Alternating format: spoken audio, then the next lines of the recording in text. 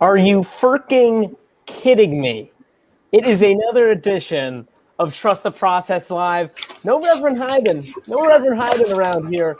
I'm going to be hosting it today. I'm Josh Safran, and no Reverend Hyden today because we've got a special guest on our podcast, the one, the only host of the J-Spot podcast, Janelle B. Coate. Janelle, it's a pleasure to have you here. How are you doing, Janelle? And tell us a little bit about your podcast before we get started. Sure. First, I want to thank you guys for having me on today. I'm really excited to join you guys today to talk some sports. So yes, I have a podcast, the J-Spot Sports Podcast. Basically, I started it last year, September of 2020. I've been doing about maybe 1 or 2 episodes per month, different topics. We've touched on mental health in sports. We've touched on fantasy football. We've touched on multiple issues. We touched on, of course, NFL, NBA, college sports. So I just started back again January of this year. I released an episode on a year anniversary of Kobe's death. So that's up and running now. I came out on the 26th. So I should be doing some more sometime this month. So just excited about it. And you can follow me on Instagram at JSpotPod. And thank you again for having me on tonight. Well, Janelle, thank you again for coming on. And I certainly will be following you on everything right after this show. And JJ, you know I'm coming to you last. So for now, Maximilian, the 5-digit man. Oh, maybe there's 5, maybe there's 6. That's me doing my Banner's impression. How are we doing, Max? I just want to get to JJ. Who cares? Let JJ go. That's what we're all JJ, Super Bowl week. Do I even have to ask? Super Bowl goals, as my man Drizzy would say. Y'all see the board behind me, the new addition to the wall behind me. It's got the confidence level and the nervous level up there. My confidence is at 65% right now. Confidence level out of 100 is 65 on day one. We'll see where that goes. The rest of the week, I'll be checking in with TTP for my vibe checks every day. But y'all can't bring me down today. My team is going to the Super Bowl, and your team has a coach that can't remember his scripts on a pregame press. We are not the same right now. We'll get into it, though. Coming out hot. I mean, I was celebrating you. You're choosing violence from the beginning, but hey. Absolutely. Get back to the Super Bowl. We'll get back to the Super Bowl. But for right now, we can all unite over your Philadelphia 76ers. And let's get right into it. The first question that I want to pose to you guys, where are you ranking the 76ers in your NBA power rankings? Last week we talked about the East. This week, let's open up to the whole NBA. And Janelle, I'm going to let the two guys go first here. You listen to what they say. One of them will probably say something blasphemous, and you'll be able to sound really smart afterwards. So, Maxadelphia, where are the 76ers on your power rankings as now? I mean, I'm just going to start by saying this. I'm not going to put them above the Lakers. You can all stop holding your breath now. That's not going to happen. I will say that the league is still too volatile. I'll say the Lakers are clear the number 1 team in the league. But I have issues with cementing anybody at anywhere really between 2 and 5 or 6. The league is so volatile. It feels like, with COVID and these I mean mostly it all boils down to COVID, right? And the fact that teams are having to alter their rotations and rosters and rotations can change at the drop of a dime, even a couple hours before game time. It's even happened to the Sixers this year. So the Lakers seem to be the only ones who are immune to it in terms of being able to push through seamlessly, right? I haven't anything that's going to make me bet against the Lakers. But I will say the Sixers are very, very, very much in the 2A through 2E conversation. I personally have seen enough to say that I don't know how you could put them any lower than 3rd. Objectively, they've taken down pretty much any formidable challenge they've had to face. They've handled their business against the bad teams. They have an MVP front runner in Joel Embiid. I think that trying to contain my excitement for them. Objectively, they are a very, very good team, but I'm going to do the fact that the league is very, very crazy right now. I don't want to cement anything other than Lakers at 1. All right, you make some fair points there, but that's a soft 3 maybe 2 from Max. I'm saying top 3, but you can certainly argue them for 2. All right. YG, what are we thinking? Max, I'm so shocked. Like, I'm not as shocked as you were last week to do the whole dramatic thing, but I'm so shocked that you can't be like so confident about your team. I don't know if you don't want to be overzealous, if you don't want to overcompensate, but bro, that's your squad. And that's the number 1 team in the Eastern Conference, coming off last week beating the reigning champs, yesterday coming off of a comeback win against Indiana without Joel Embiid, and are looking very, very impressive. Now, up until yesterday, it was the Sixers at the top of the Eastern Conference and Utah Jazz at the top of the Western Conference. Okay, the Jazz have won 11 straight, but the Clippers now are at the top just based on record. But the 2 hottest teams in the league are the Sixers and the Utah Jazz. So if I'm asking myself which one of these teams at the top of the West or at the top of their conference is better, I'm going to Philadelphia 76ers. Like, don't confuse power rankings for best odds to win the title or best shot to win the title. Power rankings are fluid. They change. Yeah, that's what I'm saying. I agree with that completely. I wouldn't put the Jazz anywhere near the top of the power rankings. Right. They change on a week-to-week basis. No, but I would disagree. I would put the Jazz at the top of the power rankings because they're the hottest team in the league. 11 straight, the second best record in the league, and the Sixers, for the same argument, is that they are one of the hottest teams in the league, coming off of beating the reigning champs, coming off of a 20-point comeback to Indiana without their best player. They are the number 1 team in the power rankings in the NBA, and I would say that for such. And you just outlined a bunch of reasons why.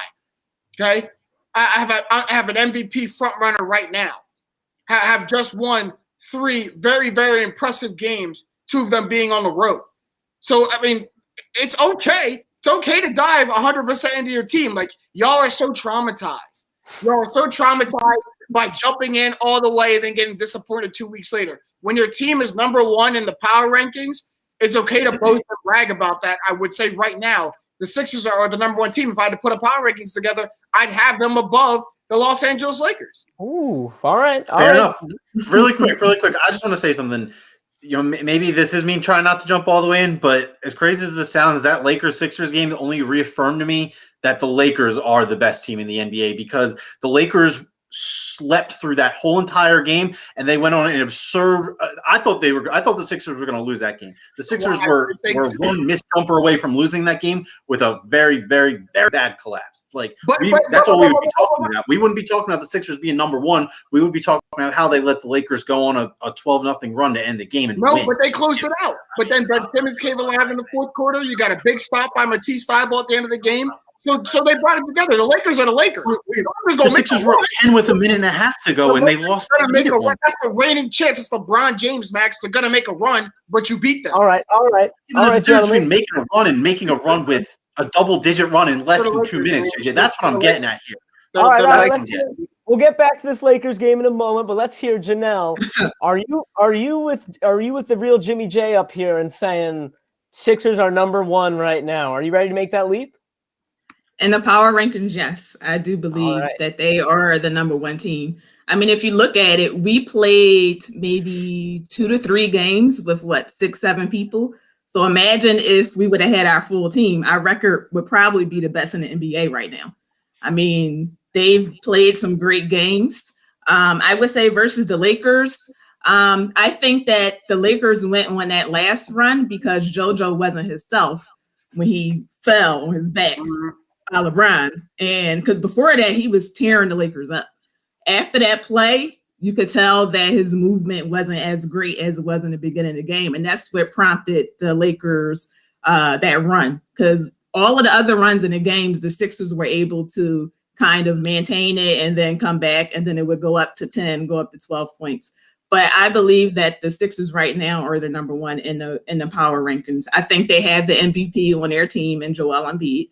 I don't think that anybody else. I mean, some people think it's KD because he's coming back from his injury, but I don't think it's him because look at the Nets record.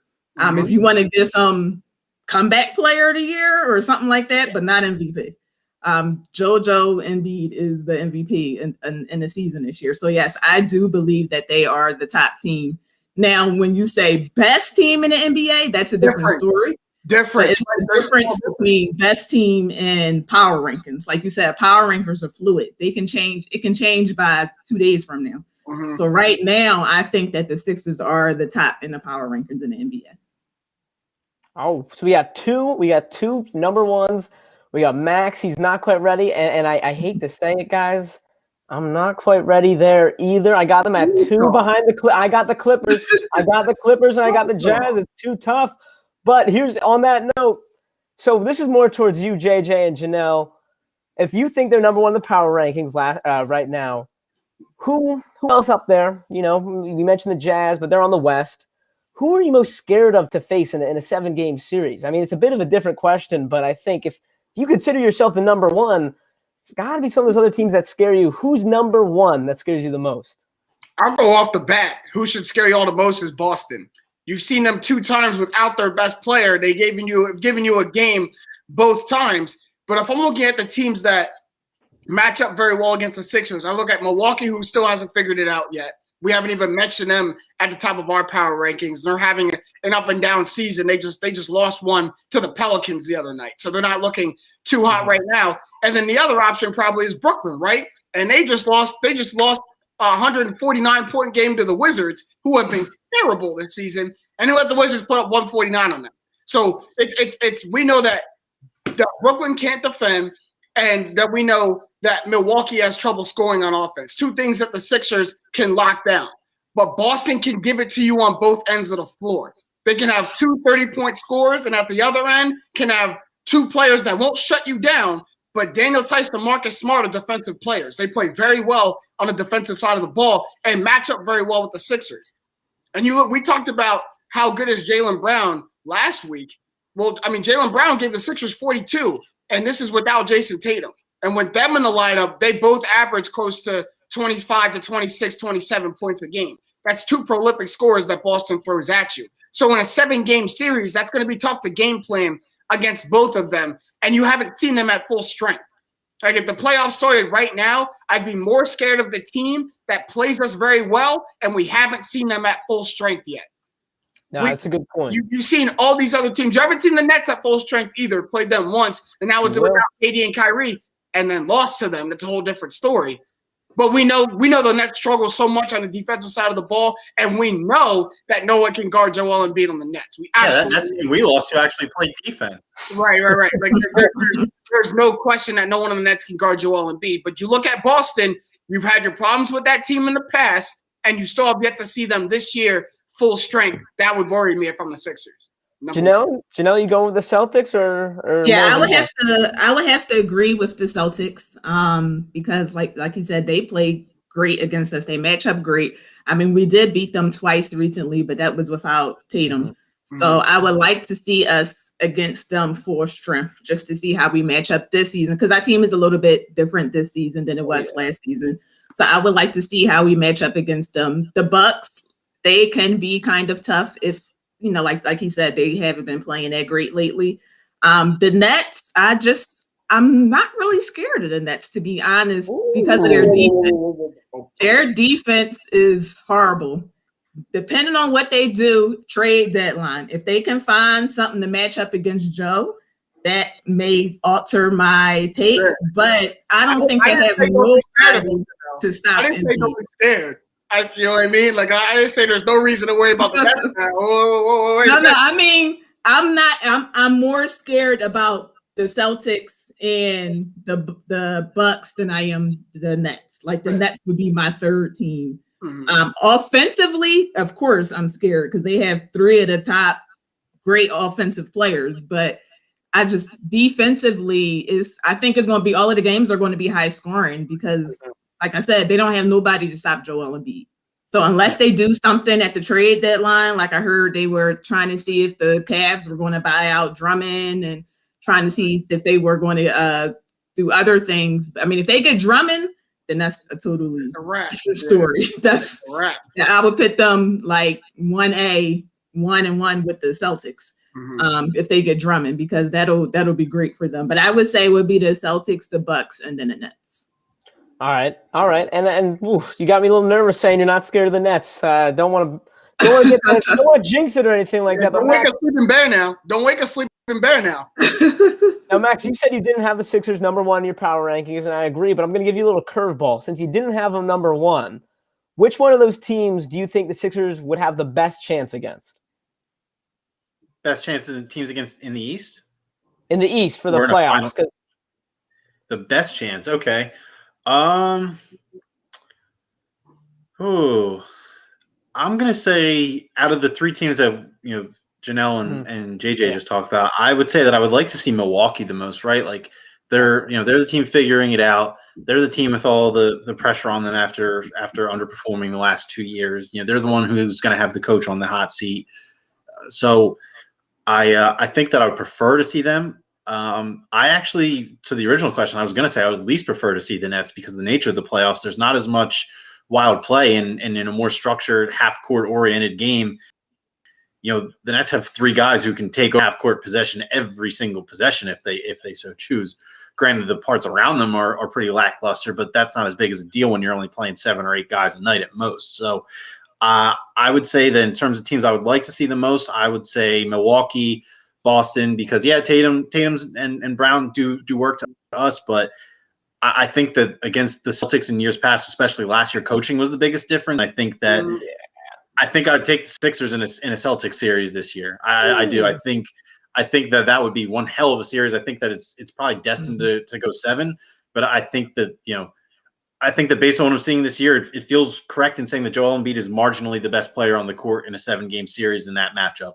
So I think that would be the difference. So I would say teams that I want to see the most: Milwaukee, Boston, Brooklyn, in that order. But Max, this is the first time that we may be able to look at all three of these matchups and definitively say the Sixers have the coaching advantage in all of them. Ooh, I think so. Agreed. I think so. Yeah, I'll call the Celtics a push. You guys know I have enormous respect for Brad Stevens. I will say that the only coach that I'll say is clearly better than any other coach in a playoff matchup situation is Greg Popovich, and then it's tiered from there. And I think that Brad Stevens and Glenn are both top tier in that regard. But I think Pop is the wizard. He's the guy that nobody is going to get. If you give Greg Popovich the Nets are going to cruise to the title. You know what I mean? If you give Greg Popovich the Sixers, I think the Sixers probably have an easier walk to the title than with Glenn Rivers. So no disrespect to him. I definitely co-sign that. Yeah, I'd co-sign that. But on to the next question over here. So, I go on ESPN, I go on The Athletic, and I see a lot of articles about the Lakers and the Nets. So let's there's a Philly station over here. Janelle, I'll ask you this one first. RESPECT. Are the Sixers getting the respect they deserve from the media and the rest of the league as a whole? I would say yes and no. I think that certain shows that I've watched, they have been getting respect. Like one of my favorite all-time shows to watch is First Take. I've been watching that since I can't even remember how long. But I know that the other day, Stephen A. brought up the point that is it time to talk about Embiid passing Giannis as becoming like the top player in the NBA after, this season. So I think that it depends on what you're listening to. I think that some places are giving them respect. I think that some places kind of are not. They're still mainly based off of the fact, I believe, of Ben Simmons and his play. I think that that's where people are kind of like, I don't know. It depends on Ben. Dividing line. It's a little iffy.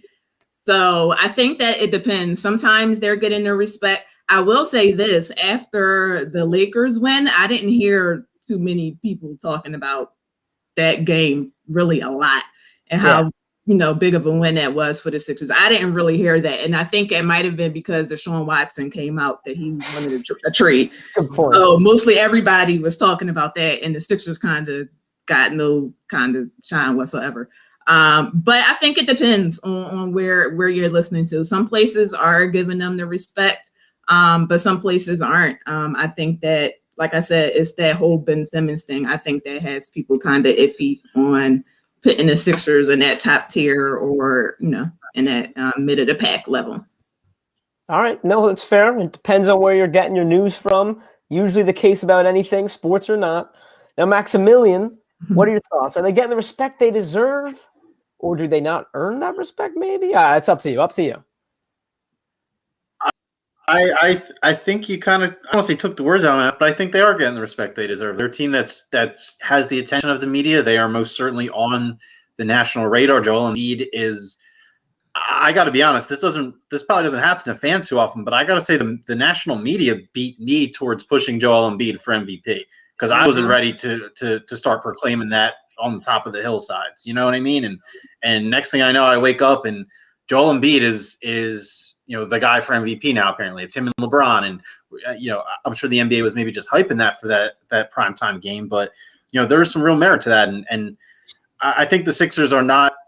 They don't deserve the media love the Lakers do because the Lakers are the reigning champions and they just got better. The Lakers deserve to be, the overwhelming majority favorite to repeat this year. I think that's fair. I think the fact that the Sixers have, some kind of a market share in the finals prediction department, I think is more than fair to them. So I'm going to say overall, maybe it's not the shows you like or follow are giving it to them, but I think the Sixers have a deserved pocket of media, love this year.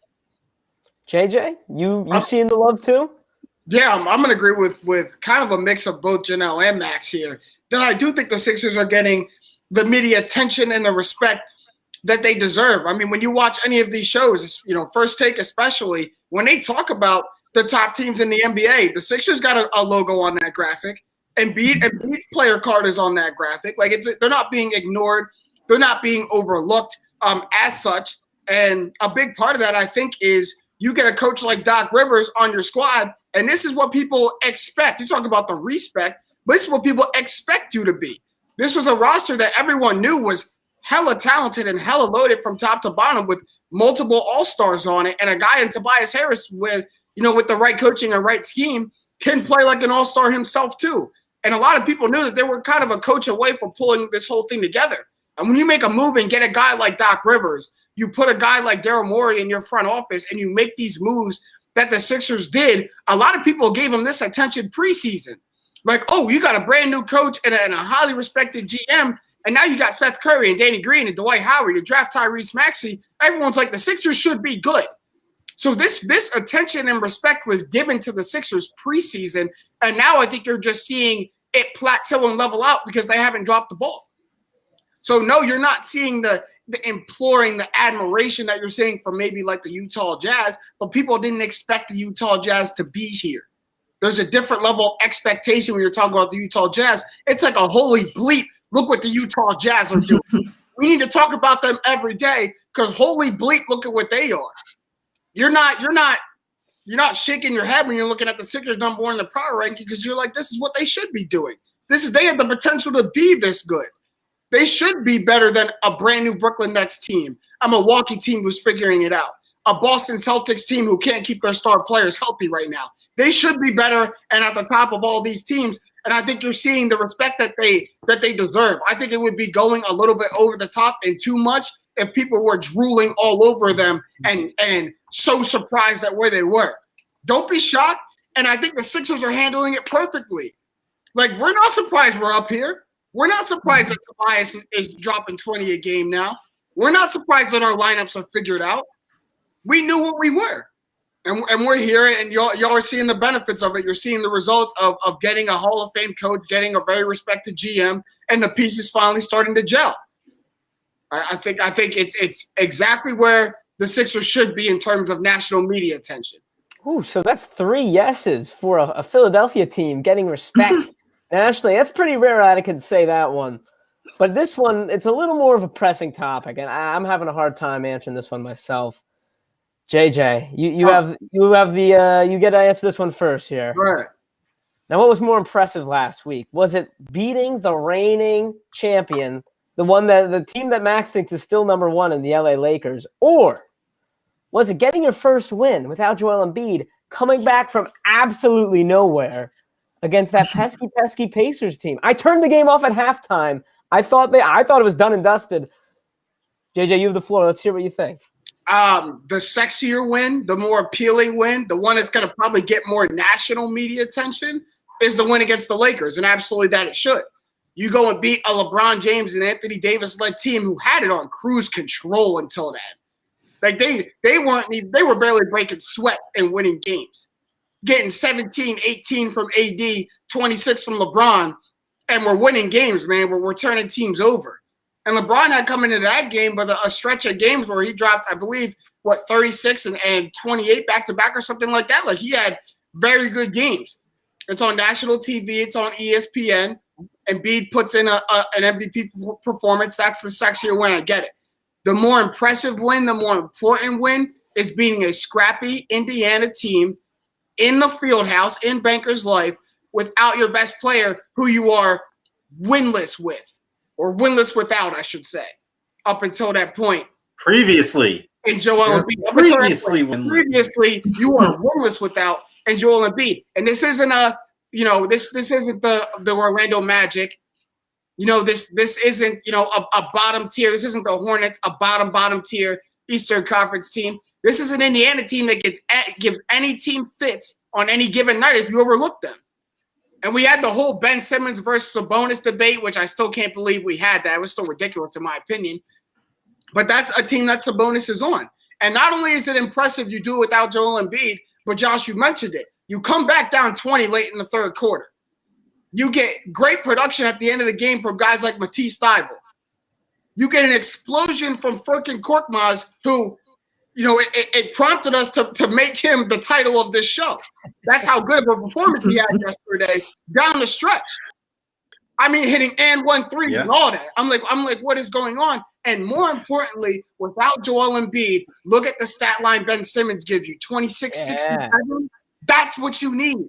That's the first thing that I looked at. That's why you won the game. That's why you're able to stay the course and come back in it. You got an all-star level performance from your second best player without Joel Embiid. It's what we've been screaming for from Ben Simmons. That's what makes the Pacers game more impressive and a better win. Like, if you look at the Sixers go on and do something great and have a great rest of the regular season, I think you look at games like the Indiana win more than you look at the Lakers.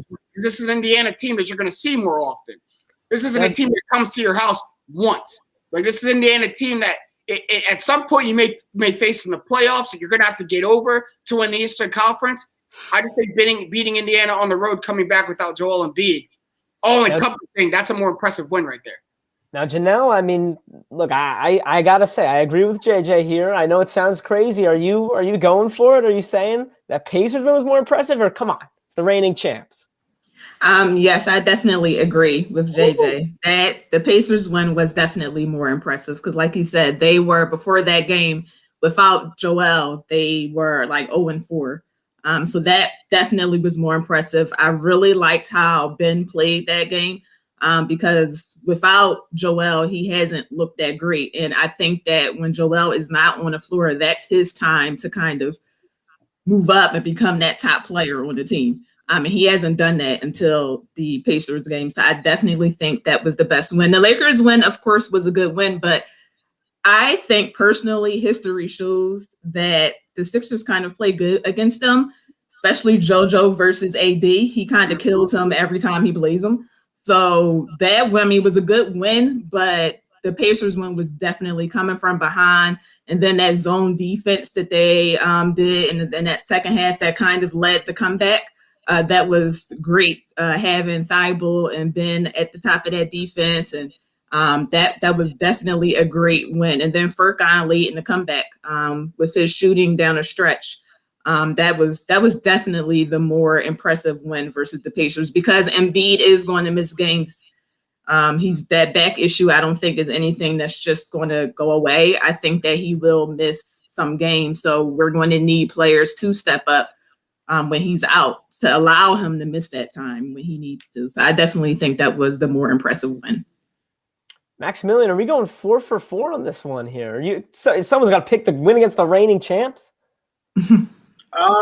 I can't go that far. I can't do it straight up, but I will give you this. I think these two wins work in conjunction with each other. I think they both showed two pretty important things to this team, right?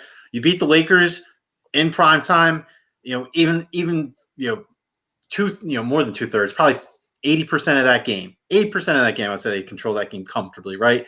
Towards the end of the fourth quarter, got a little bit dicey, but that game shows that team that they are championship caliber, right? You beat the best team in the league, who is the current defending champions. Those two things are not mutually exclusive to each other, right? That is an impressive win. And then a couple days later to turn around and finally get that monkey off your back. And on top of that, doing that in an absolutely massive comeback. If this was a win without Embiid, where it's back and forth, or maybe you're down 5, up 5, throughout the game, that's one thing. Being able to win a game without Embiid, where you're down 20 and all hope seems lost, because I'm with you, Josh. I didn't turn it off at halftime. I was watching throughout the first half, intermittently.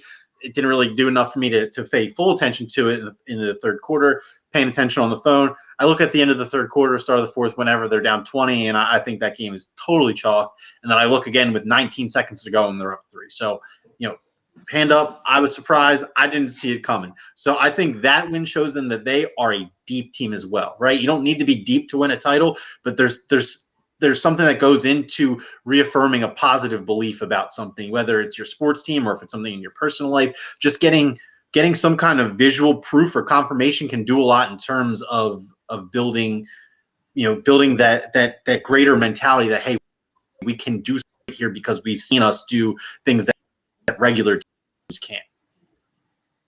So Max, which one was it? I'm not picking one straight up. They're peanut butter and jelly. They're two slices of bread of the same sandwich. All right. Before we move on, Janelle made a very good point. Max, you kind of alluded to it too. I think both of these games a little bit, showed the coaching improvement, the coaching prowess that Doc Rivers had. Put a pin in it. That's the next question. Oh, JJ. go ahead. That's the next question, JJ. All right. So on that topic, this season, that I like that Pacers game, I like that Lakers game. I've been finding myself saying they always lose this game. I keep saying it. So, how much credit are you giving to Glenn, to the Doc Rivers, for the Sixers' improved play this year? JJ, I mean, you were already going, so why don't you just start us off? Yeah, I'm gonna hit the rewind button real quick, right back to the beginning of my point, because I think both of those games showed it. To go tit for tat with the defending champs and ward off a late comeback by them. I mean, there's some in-game adjustments that have to happen. There's some coaching that has to go on in that huddle to let them know that what you're about to lose, and how do we not lose it? How do we get that back to turn a gear in Ben Simmons late in that Lakers game to get him to finish out the game strong? 12 fourth quarter points from Ben Simmons? That's what we need to see.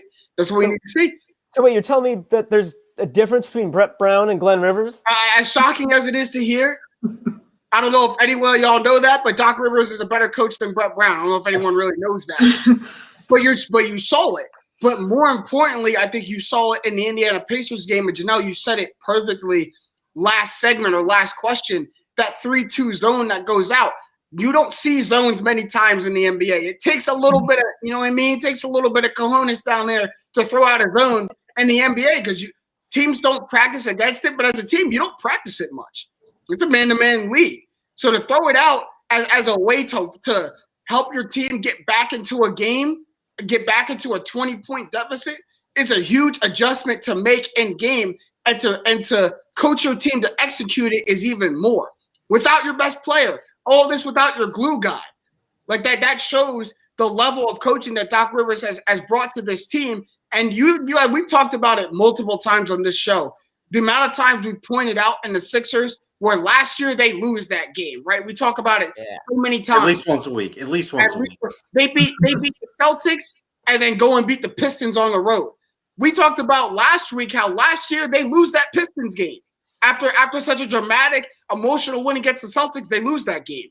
And we talked about it again this week, where they go out and come back against the Pacers. Last year, they lose that game. Y'all turned it off at halftime because you're like, I know what happens now. I've seen that story before. I have. Even this year. I'm walking out the theater now. I'm walking out the theater this movie because I know how this one ends. And then y'all got to the parking lot and y'all heard a roar of the crowd inside the theater because you're like, whoa, what happens? It's like the Miami Heat fan coming back to Spurs there. What was this? They came back. That's coaching right there. That's coaching. I don't want to There's no discredit dispute. the play of the players, but that's coaching right there. Knowing who needs to be in the game now to help us win is coaching. Doc gets so much of the credit for these 2 wins. Has to. JJ, you started us off pretty good there, but as good as you can. So I'm going to make it a little bit harder for Janelle here. I didn't ask JJ for a number, but I'm going to go 1 to 10, Janelle, and then back it up. How much of the Sixers' success do you attribute to Doc? 1 to 10. 1 to 10. I would give it like an 8 or a 9. I've been one who wanted Brett Brown going like 4 seasons ago, like 3-4 seasons ago. I knew coming when he decided to come here that Tobias was going to have a great season because he had one of his best seasons with him when he was with the Clippers before he came to the Sixers. And even when you just watch the games and like even out of timeouts and like they're running plays, like you're just like, this like they're running great like plays like out of timeouts. Like this is new. Like I've never seen this before. But yes, it definitely is a huge difference. I think one of the things that some of the players spoke on last year was accountability. That was something that they were missing. And I knew once Doc came that was definitely something that he was going to bring this year and that was going to be, that wouldn't be an issue. So I think that he is definitely a big reason and a big cause for their success this year. Because like JJ said, if that was last year and that Pistons game and it was down by 20, I probably wouldn't have had turned the game back on because I would have been like, listen, it's just a totally different team under Doc. He brings so much leadership. He just brings that winning culture with him. So I'm very excited that he is the coach of this team. A lot of young guys, and I think that they will definitely follow his lead. So I would say, like I said, about an 8 or a 9. About an 8 or a 9. I'm going to put you down as an 8.5 on the books. And we got Ellison E.J. James making a comment here saying, facts. They're a different team. Now, before I come to you, Max, I got to address that comment and just think, well, they are a different team because of coaching. But they're also a very different team, just the roster-wise, just thanks to Daryl Morey. So now, Max, I'm going to give you the same question. Are you going over or under 8.5 for Janelle? I would say probably a little bit under, just to an 8, probably, just because I think that between Embiid has stepped up to probably his best year that he's ever played, right? Seth Curry is more than we thought he would be. Tobias is more than he thought he would be. So the players are doing their fair share of holding up their end of the bargain. But I think that we have to at least allocate an extra half point in there somewhere for Daryl Morey and the way that he's been able to construct this roster. And it's crazy because, for the last handful of years, the Sixers have done the roster shuffle every year. And me personally, I am all about, especially in basketball. I think basketball is maybe one of the more important sports for team chemistry. That's why you see teams like the Warriors, when their dynasty started, it seemed like they only got better every year, right? Like they were really good in 2015 when they broke onto the scene, but it felt like they only got better every year because that same core group of players played with each other every year. So that's always been one of my biggest gripes with the Sixers, is that if every year you're changing half of your core rotation, even if Embiid and Simmons stay the same, there's a lot of growing pain that goes into that. So this year was no different. That's why going back to the summer, I said I don't know if they'll start off too strong, but I know that they'll be good by the end of the year because they'll have good players and a good coach. Thankfully, we didn't have to wait for them to start off slow and figure things out because they came in and things gelled from coach to players to bench to GM, and I think that that's an organizational success. And I think that I'm just kind of busting Janelle's deer by going to 8, but I just think we need to give a little bit more of a shout out to the roster construction, which was really a huge reason this team's so successful. I'm going to 9.5. You want to save that half point for Daryl Morey? Absolutely. Here's a little tiny sliver of the cake for Daryl Morey. Good job for going and getting our supporting pieces that we need. But both of you just talked about it. Joel Embiid having his best season ever. Tobias Harris having his best season since when? Oh, the last time he played for Doc Rivers. Ben Simmons stepping up his play as of late. Furking Korkmaz coming off the bench and winning you games. Just like last year, never forget at Portland. Can never forget at Portland. And he had a 30-point game that night. I'll give him that. But these are all things that point to coaching. that point to the leader of your team, making it explicitly known, this is how we're going to execute our game plan, and putting guys in a position to do that. Like, yes, it's a brand new roster. Y'all got these good players. But just because you got the ingredients doesn't mean someone knows how to cook the meal. So you can give Doc Rivers all these great players, all these good role pieces, but he's got to put them in at the right time, put the scheme in that fits them, put them in the right position, and then tell all of them, while you're in this position, that's our best player. Number 21, that 7-foot Cambodian, that's our best player. Our offense is going to run as such. Cameroon, sorry, not Cambodia, Cameroon. But that's I was going to let you finish. Don't worry, you'll laugh. That's our best player. And I think you're seeing just the culmination of all of that, the Doc Rivers scheme and Doc Rivers culture and coaching, that's what's leading to this jump in the Sixers. And yeah, Darryl Roy gets a good clap for doing what a GM does. Thank you for identifying what we needed and bringing in the pieces. But Doc is the one putting these puzzle pieces together and making a beautiful picture. Nobody else. No, yeah, I gotta put myself on blast a little bit because I love Brett Brown. I really loved Brett Brown when he was here. And Janelle, I'm sorry, like clearly time had told the truth. But to just play a little devil's advocate for myself, that Brett Brown did not have quite the teams to work with. And Glenn, you're a big man for admitting that. I had to, man. I had to rug and rocked out, and you're a big man for admitting that. I had to pay my penance, but at the end of the day, I think it was just that silver fox scruff he had. I bought into that a little too hard. But I digress. That's going to wrap up the main event. And we've got 2 rapid fires today. There was a lot of things that happened in the Philly sports world outside of the Sixers. So we got a Philly rapid fire. And then, JJ, we got a Super Bowl rapid fire. But hey, we'll get to that when we get to that. First things first, keeping it local here. I'm going to go back to last Wednesday. We did all agree that Pacers game was more impressive. Well, someone was on the fence. But that Lakers game, was that a game? One play stuck out more than any other play, aside from that Toby shot at the end. And Janelle, I'm going to come to you because you pointed it out first and foremost. Is LeBron James a dirty player? Was that 2 hands on our guy, JoJo? Was that a dirty play, Janelle? No, LeBron is not a dirty player. He's not a dirty player at all. Was that a dirty play? I'm kind of on the fence about it. Come on, man. But I mean, he definitely did push him midair. He did not go for the ball at all. If that play would have happened to him, the person would have got kicked out the game. Yep. That's true. So, I mean, it definitely was a bad play. I think he just didn't want to get dunked on.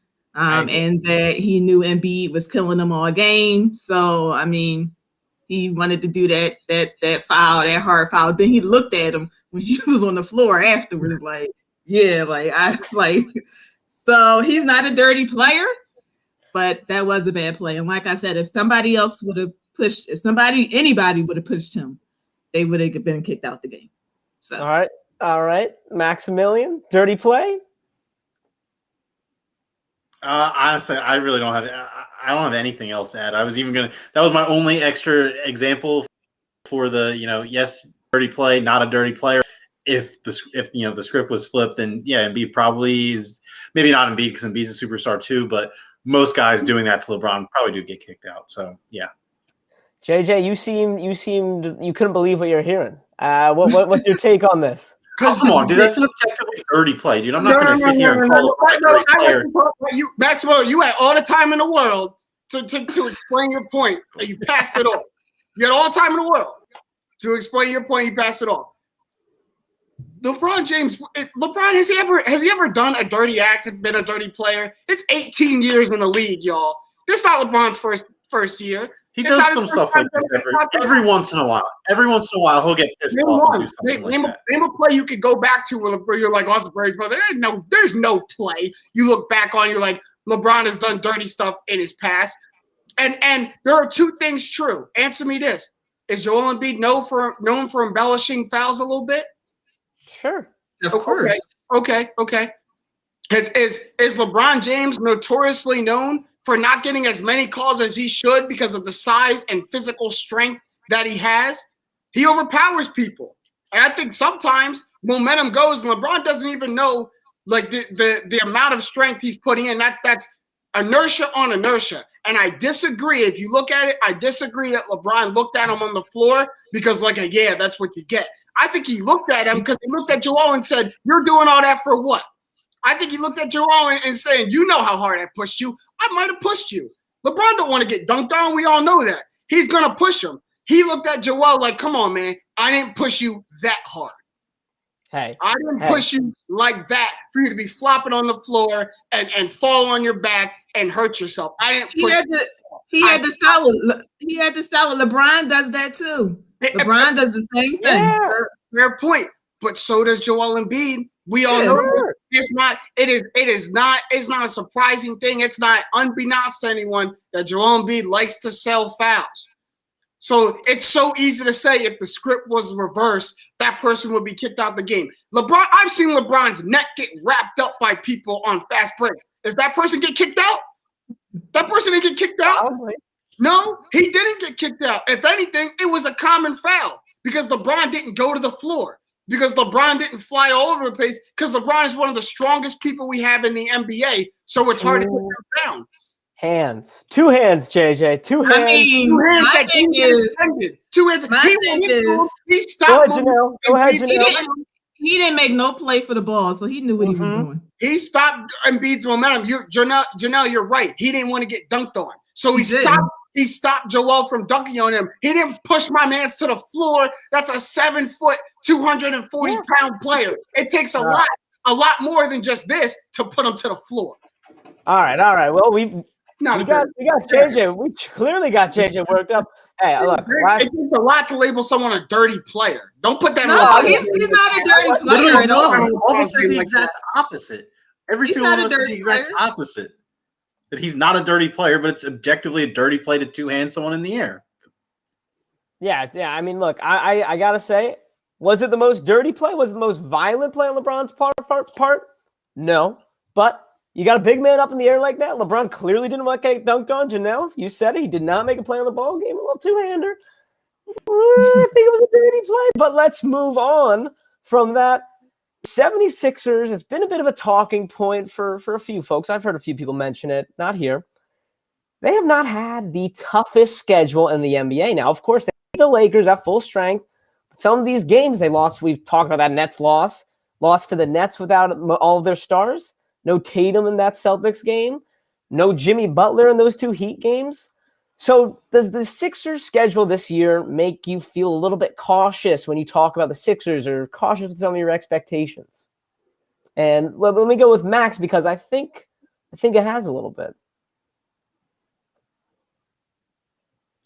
You thought wrong, buddy. No, I'm not worried. What I've seen from the Sixers translates to whoever they're playing against. That's not a matter of them exploiting bad teams or abusing one guy who's playing 35 plus minutes because of COVID hitting his team. What I've seen the Sixers do translates against anyone, whether it's the Tatumless Celtics or if it's the Lakers at full strength, or if it's 7 Sixers versus the Nuggets on a Saturday afternoon.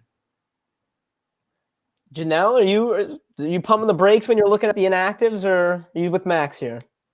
No, I definitely agree. I don't think that the teams they've played or the schedule has wavered me whatsoever.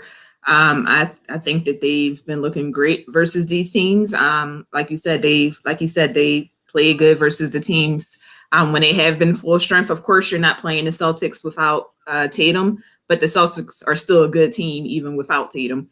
So I think that that schedule has not wavered my belief in them whatsoever. All right, still the NBA. Anyone can win on any night. JJ, any waivers? This not the NFL, Josh. It's not an any given Sunday league. And the Wizards just beat the Nets. I started the show by saying the Sixers are number 1 in the power rankings, and I still believe that. But if you look, no change in opinion in the last 30 minutes. I'm not changing my opinion. Here you go. You see what he does? He loved to jump in, try to turn my take before he hard left. Before he even gets there. I'm not changing my take at all. But I am saying there's still a little bit on the table, still a little bit of meat on the bones to be had for the Sixers team. You can still improve. And I think they'd be the first ones to tell you that there's some games that they've left out of the win column, even in this early part of the season. Should have taken care of the Wizards. Should have taken care of the Cavs. Should have taken care of the Nets without all their stars. Like there's still some games they dropped one to the Pistons that they shouldn't have. There's still a couple of these games that they should have won, that they should have taken care of. So while it doesn't move the needle so much, in my opinion, that we should be cautious when all these teams come to full strength, there's some meat on the bones there, and it's not like they've been perfect. It's not like there's nothing to look at. And if you're a Sixers fan or someone in the Sixers organization, it's a little bit encouraging that we've played well. We played very well, but we still haven't played our best ball yet. You shouldn't be 25% of the season and play your 100% best ball. It goes downhill from there. So the fact that there's still some to be gained should be a little bit of encouragement to the Sixers. But I'll be on that. All right. I'm a little bit surprised that we didn't go that you guys were a little more cautious. JJ, I don't know if there's a rocket ship going on in your screen or not. So I'm getting some crazy sound somewhere. That's but anyways. That's not on me. I hear it too. We'll fight through the rocket ship that's seemingly blasting off in the tri-state area at someone's house. And we'll move on to the next question. Now, I know you're mainly a Sixers girl, but I hope you can stay with us. We're talking on illegals here. We're talking a little Phillies question, and then the Super Bowl. Now, it had to get talked about. Nick Sirianni and the introductory press conference. Did that introductory did Nick Sirianni's introductory press conference have an effect on your opinion of him? And if so, yeah, you can't do that when we're online, man. I thought you were freezing. I was giving you my best Nicky Six impression right there. So did that have an effect on your opinion of him? And if so, how big? Fun fact: I'm actually not an Eagles fan. Whoa. I am a Denver Broncos fan. So, but to answer this question, you can roast them if you're not. Don't be diplomatic about it. Go for it.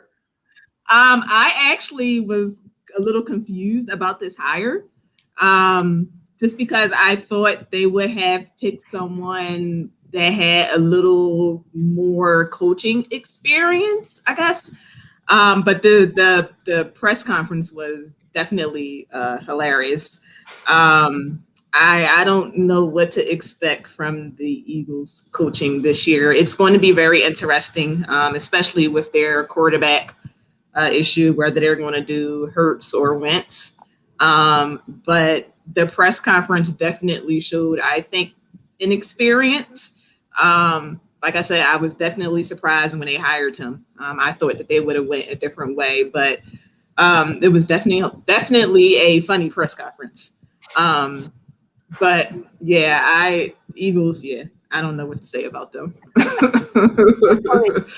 Funny is not the word that I, as an Eagles fan, would be using to describe that press conference. And before I get to JJ, I'd like to hear an Eagles fan's opinion about it. No, let JJ go. I got something on my sleeve. Don't worry. I insist you try to lay out the carpet of underplaying how bad it was and how we should leave the man alone. I insist. Go ahead, Michael. Max, I'm going to let you go first. You don't have to say much. You'll get a rebuttal after JJ, but just first thoughts. Oh, all right. I got more of a bring it home on a positive note kind of point. So I don't really want JJ to shit on it, but here we go anyway, since I've been called upon, and that's how it works. Obviously, it was a train wreck. I'm not going to sit here. I'm not going to try to sugarcoat it. It was bad. It gave everybody a good laugh. I'm glad that everyone found a little bit of joy, including some resident Broncos and Buccaneers fans. With that being said, the only coach in Philadelphia Eagles history to win a Super Bowl also started off his coaching tenure with an absolute bomb of a press conference. So that's going on to here, that this is such a mirror of the last one, that we hired a guy that probably didn't deserve it, who came from an offense that was perpetually underachieving and finished somewhere between 8 and 12. And you know what? I had doubts about Doug Peterson. Look how that turned out. So you know what? Nick Sirianni, you stutter your way through every goddamn press conference in your first year, brother. Eagles 2023 champs. That's what's written on the walls. I love it. All right. See, this is why I wanted to go last. Now JJ's like, he was serious, and I need to dissect that right now. That's why I wanted to go last. I'm going to try to bottle up that positivity and listen to what JJ has to say right now. JJ, go ahead. Max, sometimes I love you, brother. You know I do. Got much love for you, man. Sometimes I can't stand you. Sometimes I really can't. Because I'm so tired of hearing the point. Doug Peterson's first press conference was bad too, and he won a Super Bowl. Was Doug Peterson the main reason of that Super Bowl? I don't know. You don't know. Now you don't know. I can say yeah. The main reason for that Super Bowl. And when he lost, his two supporting cast, his two co-captains, and Frank Wright and John DeFilippo, this ship started going downhill fast. And to the point this year, you're talking about, look how that ended up. Max, look at how that ended up. Where's Doug Peterson now? I'm totally cool with going through all this again in a couple of years if we win another Super Bowl. Okay, if you're okay with it, then I am too. Then fine, because the last year of Doug Peterson not only has looked bad in the locker room, it's looked even worse in press conferences. And part of coaching in the NFL, it is not a surprise, is you have to be able to handle yourself when the media is asking you questions, when it's time to address the media. So let's stop saying that first interviews don't matter, that first press conferences don't matter. They matter. People get hired and fired off interviews. They absolutely matter. And you just came from a season with a whole lot of question marks and red flags from your head coaching position. And so the first impression of your new head coach, you want to be a red flag? He's not the best public speaker. So it's okay. He might be a little bit nervous. I'm sorry, but I'd rather my head coach not be nervous while talking to a bunch of people. You're supposed to sit here and tell me why we need to trust you, why we need to move forward with you as our leader. And you're nervous at telling me that? And even more, Max Coolish, he had what he wanted to say written down. This isn't an off the cuff. He had note cards in front of him and was too nervous to read his own damn note cards. And we're okay with that? This is something that you prepare for an entire week. The Eagles set the exact date and time of this press conference. He knew exactly when he was going to talk and knew exactly what he was going to talk about and couldn't get it out. I call him Nicky No Words. Nicky No Words. Woo! So if you're okay with it as an Eagles fan, then man, be okay with it. But admit to yourself that you saw red flags and you're just choosing to ignore it for now. I get that this isn't an indication of whether he's going to be a good football coach or not, that you sought to see him coach a football game to see that. But don't sit here and say that he didn't get off to the wrong foot, because he absolutely got off on the wrong foot. I need, after a year that put a lot of doubt and a lot of not confidence in the minds of Eagles fans, I need my coach to now come forward and give me that confidence back, and this didn't do it. So that's a bad thing. If you want to ignore the red flag, Max, ignore the red flag. If you want to justify I don't know what you're preaching to the choir, man. I told you on here for weeks running. I told you here, computer screen to computer screen, that I hated the hire. I think that they're reaching for the stars. And quite frankly, I have no reason to give them the benefit of the doubt for this hire. I don't. And I'm going to have as much fun with this as I can, because in my mind, I am deathly afraid of the Eagles putting themselves in perpetual mediocrity with this hire, trying to chase that dragon. Like I told you, I'm not going to go back here. If anybody wants to read my thoughts, I guess it was last week or the week before, go back. I stand by every word that I said there. I think that this is the Eagles front office reaching for the stars with this hire. And you know what, quite frankly, I have no reason to be excited for this. Honestly, I think, I might get a little bit chastised for this take. I think that Frank Reich's value to that Super Bowl was vastly overblown, because he's shown that as a coach, as a guy who's in charge of making decisions on the fly on the football field, that he is not at Doug Peterson's level. Maybe he is a better offensive mind in terms of scheming and drawing up offensive plays, but when it comes to handling what goes on in those 60 minutes between the games, he does a bad job. Or maybe not a bad job. Maybe not a bad job. That's maybe too far. But Frank Reich has shown that he has, he's not a perfect coach. And I think that this city just lasts as the reason that we were successful. And that clearly was a great group that they had there. I don't think anyone was the one individual who's solely responsible for that Super Bowl win. And I honestly, I've been wanting to say this for a while. I wanted to get this off my chest with the Sirianni thing last week. And quite frankly, it's ridiculous how everybody just clings to this notion that Frank Reich was the Lord and Savior of that Eagles team. It wasn't the Lord and Savior of the Eagles team, but I do think he was the last missing piece to a very good Carson Wentz. And I think that's what people point to. And this was the next series. I think that's what he is, but I think that's gotten lost in translation big time because now we're so far down the rabbit hole. Frank Reich is the reason the Eagles, ever since Frank Reich left, the Eagles started getting worse. That might be true, but that doesn't make those, that does not make that the direct cause of it. And I agree with you. But this Nick Sirianni hire was because he was under Frank Reich, who was the last missing piece to Carson Wentz. And it was clear that when they hired him, the Eagles wanted Carson Wentz to be the starter again and to be 2017 Carson Wentz. So I need a whole lot of confidence that you could do that. And if you're up there today in junior, then that doesn't give me confidence. You're not even confident in yourself right now. All right. Like you're at a spot that you don't belong. Look like it you belong. Like look like that you could stand in front of 53 take your irrefutable point and we're moving on. Because what am I going to do? Say no, he didn't stutter through his press conference. So his press conference wasn't a train wreck. You congrats. You got me on this one, dude. My head coach is a bumbling idiot in front of the media. That's the truth. Hey, believe it or not, this is a rapid fire question. It did have a lot to unpack there. My final thoughts on this would be, JJ, you're right. He's Nicky No words, but for now, I look at him as Nicky No losses too because there's been no football games played, and I got to see a game. Nicky No wins either. I got to see a game to be played. Real quickly, one final Phillies big week for the Phillies. They signed JT. They signed Didi. How do you guys feel about that so far, though? How are we feeling? But Janelle, are you a Phillies fan or not? This one either. I'm a Phillies fan. All right. At least that. So. What, Max, after you had a tough, JJ really was letting you have it there. Are you feeling any better here or more of the same negativity? I mean, it's good. I'm glad they brought Didi back. I thought he was certainly a bright spot for the Phillies last year, but I'm not going to go through the roof for them doing the bare minimum. It's taken almost a year longer than it should have. So quite frankly, I'm over this. I'm just glad that it's done, but I'm not going to give out golden stars for submitting your assignment 15 minutes after it's due and saying, your dog chewed your internet wire out or something. Right. Yeah. JJ, how are we feeling? I'm feeling like we're on the right track about the Phillies. Like obviously, I want way more to be done. And Max, you hit it on the head. I'm not gonna give you a gold star for doing what you should have done. It is encouraging to see them bring back Didi. I thought he was gone. The Yankees were buying in for him to bring him back. A bunch of other teams were buying to bring him back. And the Phillies got a 2-year deal done, not another 1-year rental. So it looks like they're trying to still, construct a good roster. And, you bring back JT, which Max, you were right again, took them about a year too long, but hey, they did it.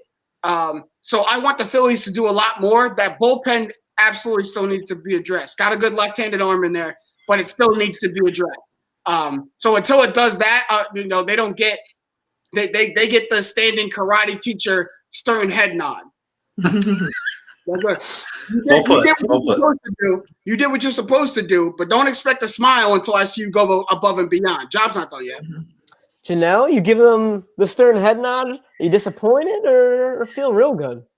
No, definitely giving them the stare and the head nod. I think, like they said, it's that signing was overdue, but it's still more work that needs to be done. So I'm looking forward to what they're going to do next. I think this was a great step. This was encouraging, but like they said, that bullpen needs some work. So I'm kind of curious to see what they're going to do there. But it was definitely something that needed to be done and that should have been done. So it's definitely encouraging, but I'm looking forward to what's going to come next. No, me too. I think those were the first two moves. Archie Bradley was huge. I'm a little disappointed. I think a lot more needs to happen. I mean, those are the right moves, but moving on, that's going to wrap up the Philly portion of this episode. It's Super Bowl Monday, folks. We got a Super Bowl in 6 days. I know James Jackson knows about it. And JJ, you're going to get the floor later. Not quite yet. You're going to get the floor for your tap out, all right? Itching for it. But for now, we're just going to go real quick. No, forget about point spreads. Who cares? Forget about over-unders. None of that. We're talking W's and L's. This is the big game, and I want to hear what our special guest has to say. Janelle, I know you're a Broncos fan. It's okay. Not a team for either of us, but we can just sit back and enjoy this without any nerves. Who are you picking to win this game? So I am picking the Bucks. Oh. Let's go, Janelle. Let's go. I'm picking the Bucks. I think that Tom Brady, I think that he kind of shut a lot of people up this year. I think that a lot of people kind of wrote him off last year and not really looking at what he was playing with. Like he wasn't throwing to nobody great. Like he didn't have nobody to throw to, no receivers. The running game wasn't that great. So I knew that coming to the Bucks, he had weapons. He got Mike Evans. He got Gronk to come back. He got Antonio Brown. He got them to sign him, got him living with him so he wouldn't get no trouble. Got Goodwin. Like he has the weapons. So I think that he has proved a lot. And I think that he also has proved that it wasn't just a Belichick thing and a Patriots way thing. He had a lot to do with those Patriots wins. I think that a lot of people thought it was just Belichick is the coach, so it was like the Belichick way, kind of. But in him separating from Belichick, he wouldn't be that great. But I kind of like that he was able to shut everybody up. So I am rooting for him. And then I kind of heard a narrative. I heard a commentator say, I can't remember who it was, but it was like, if Patrick Mahomes wins this Super Bowl, then he would be the GOAT. Like, come on. Of NFL quarterbacks. And I'm like, come on now. You can't say that. Yeah, nah. And I didn't. No. So I want the Bucks to win. Oh, so you're picking the Bucks, you're rooting for the Bucks, and I didn't ask you this at first, but who would you got to pick an X factor in this game? One X factor. I would say it's going to be the Bucks defense. I think it's going to be that defense because I don't think either defense will really be able to stop the offense. So I think that it'll be the one defense who can make plays. So that secondary for the Bucks, I think that they're going to be the X factor in these games. I mean, they got to stop the Chiefs has some fast wide receivers. You got Tyreek Hill. You got, I believe, Hardman. Robinson, I don't know if he's going to play because he's on the COVID list. So I don't know what's going to happen with that. Then you got Kelsey. So it's definitely I think that if the Bucks defense can make some plays, have them go 3 and out a few times, maybe get some turnovers, that they'll definitely win this game. So I think it'll be that the Bucks defense will be the X factor. All right, bold picking against Patty Mahomes. And look, we know who JJ's picking, so I'm going to Max and letting JJ go last. Maximilian, give me your Super Bowl winner and the X factor. Oh man, after much debate, and I don't want to do this because it'll mean that all 4 of us might be picking the Buccaneers, is what it might mean but the Kansas City offensive line is in shambles right now, and I can't in good conscience, knowing that the Bucks defense has dominated the run all season, knowing that they might just be able to tee off freely, rushing the passer for over 70+% of this game.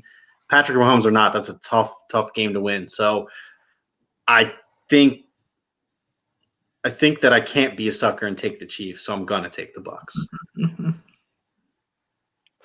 Don't call him a sucker. So I don't want to make you superstitious.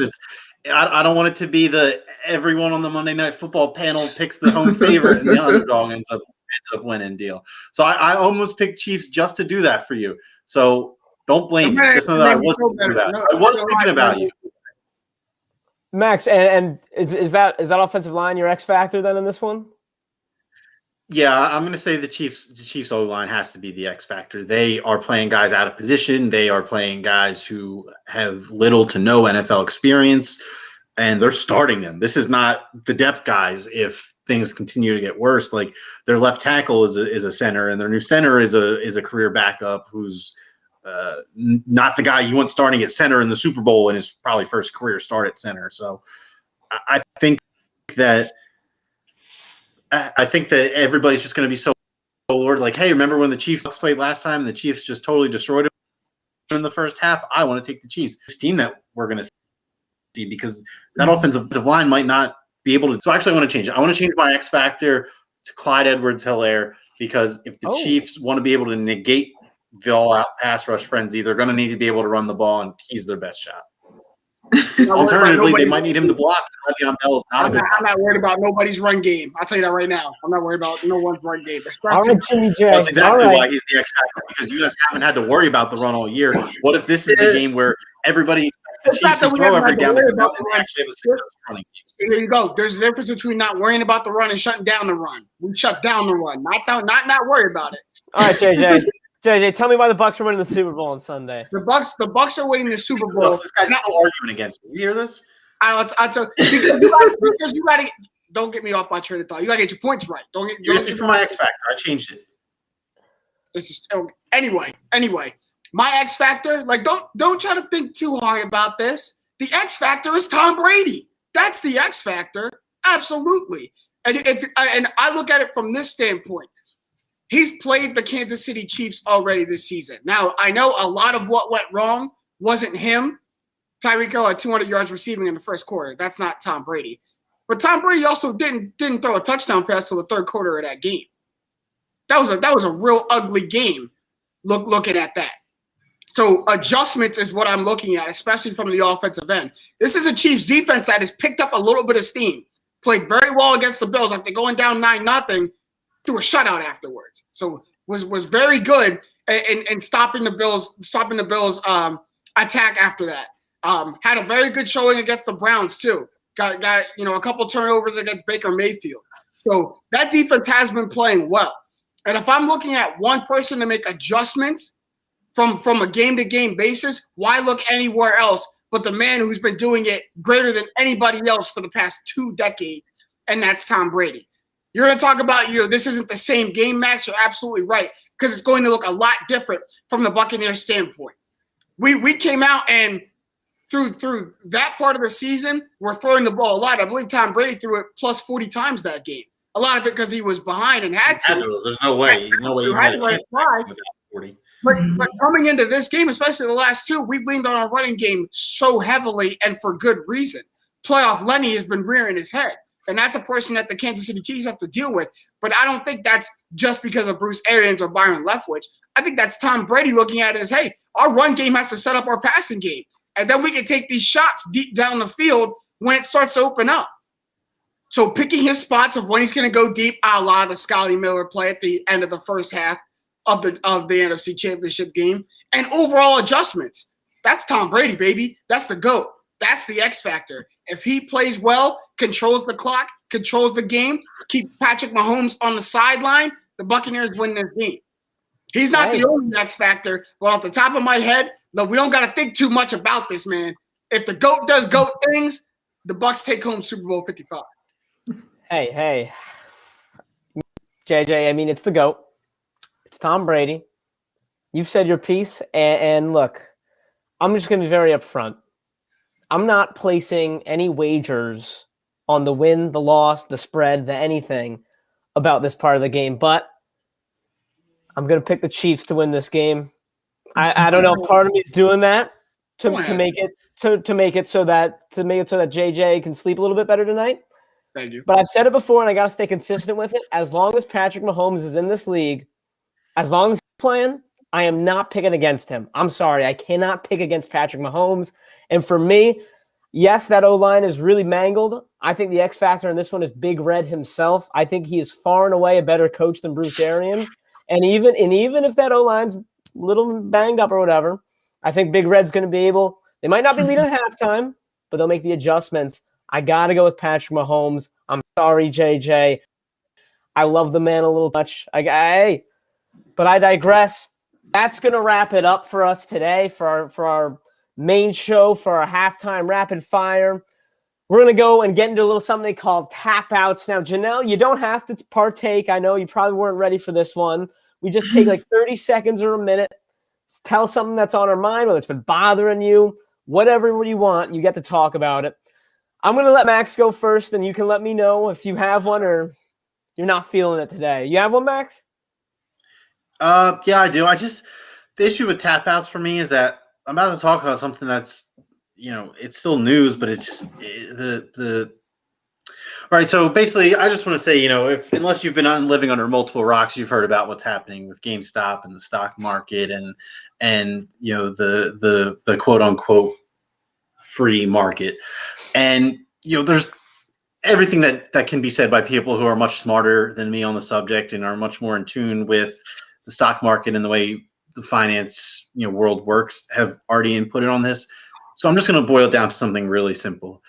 If you are, I'll keep it as simple as this. If you are actively rooting against the people driving up GameStop's stock price, however you want to classify those people, whether you want to call them Redditors, whether you want to call them losers, whether you want to call them, retail investors, right? Whatever you want to call them.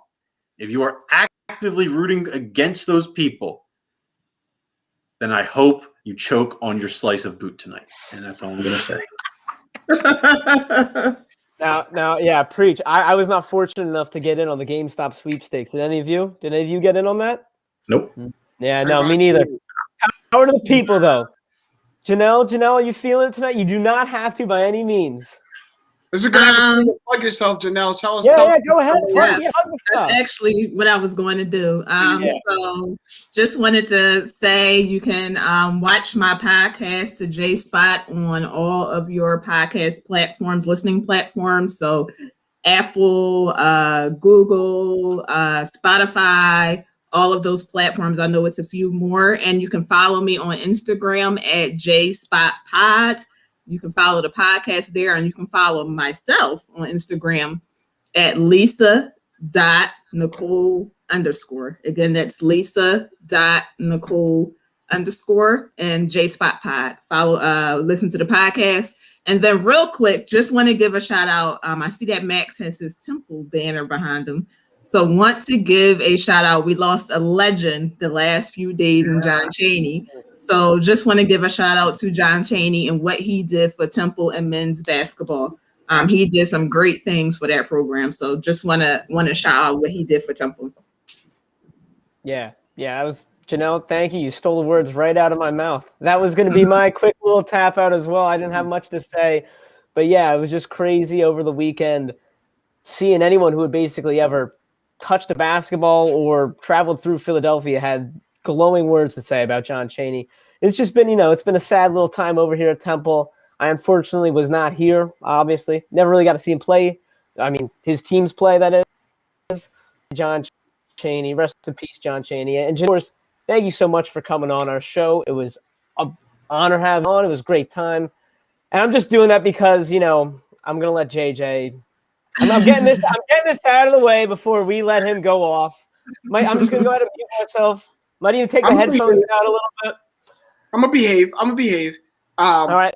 I don't have much more to say right now about the Super Bowl. To check what I do have to say the rest of the week, follow us on our Twitter and Instagram pages. On Twitter at TTPL Philly, on Instagram at Trust the Process Live, mynewphilly.com.